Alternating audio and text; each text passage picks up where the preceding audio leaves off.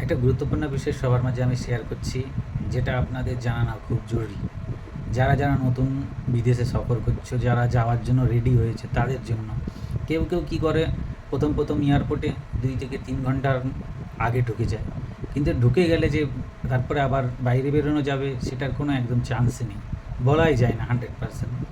এখন কথা হলো, যারা নতুন মানুষ তারা ভাবে কি আমাদের ফ্লাইট মিস হয়ে যেতে পারে বা কিছু, সেই কারণে তারা কি করে 2 থেকে 4 ঘন্টা আগে ঢুকে যায়। কিন্তু এই যে 2 থেকে 4 ঘন্টা আগে যে ঢুকে যাওয়াটা, মানে এটা সব থেকে নিজের ভুল।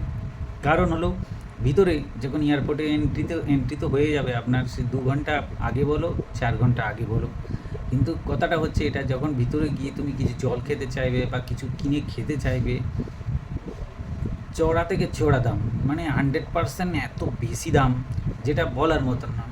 যেটা তুমি মুম্বাই এয়ারপোর্ট বলো, সেটা কলকাতা এয়ারপোর্ট বলো, যেখানেই, যেখানে একটা 5 টাকার বিস্কুটের দাম 80 টাকা।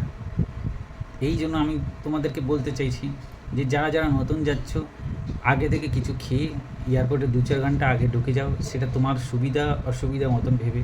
কিন্তু প্রায় ফ্লাইট ছাড়ার 1 থেকে 1.5 ঘন্টা আগে এয়ারপোর্টে এন্ট্রি করা দরকার।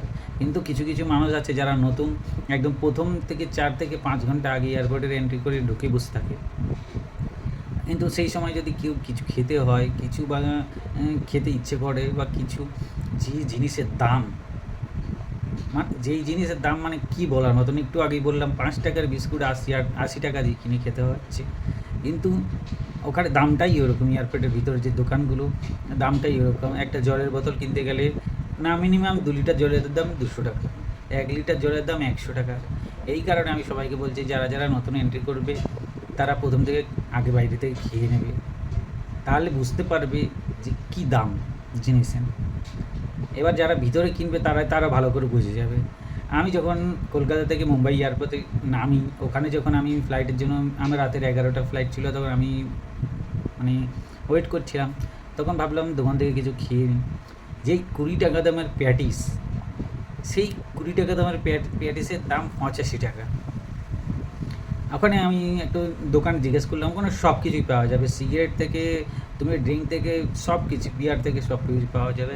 যেই কিং স্পেশাল বিয়ারের দাম হচ্ছে আমাদের ওয়েস্ট বেঙ্গলের 75, মানে 75 টাকা, সেটার দাম ওখানটায় 800 টাকা। 800 টাকা, তাহলে তোমরা ভেবে দেখো। আমি দোকানদারকে জিজ্ঞেস করলাম এরকম দাম কেন?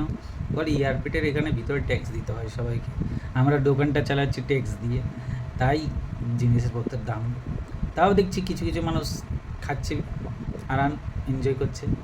কিন্তু আমি একটা শুধু প্যাটিস খেয়েছিলাম, যেটার দাম 20 টাকা ওয়েস্ট বেঙ্গলে, সেটার দাম এত দাম নেবে আমি কোনো ভাবতে পারিনি।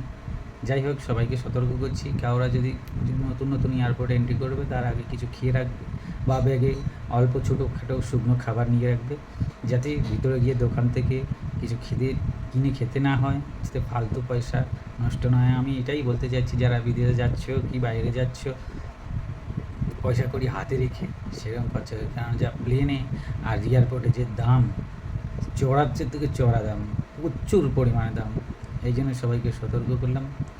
প্লিজ সবাই চেষ্টা করবে একটু সাবস্ক্রাইব করে দেওয়ার জন্য, শেয়ার করবার জন্য, সবাইকে অনুরোধ। ধন্যবাদ, ভালো থাকবেন সবাই।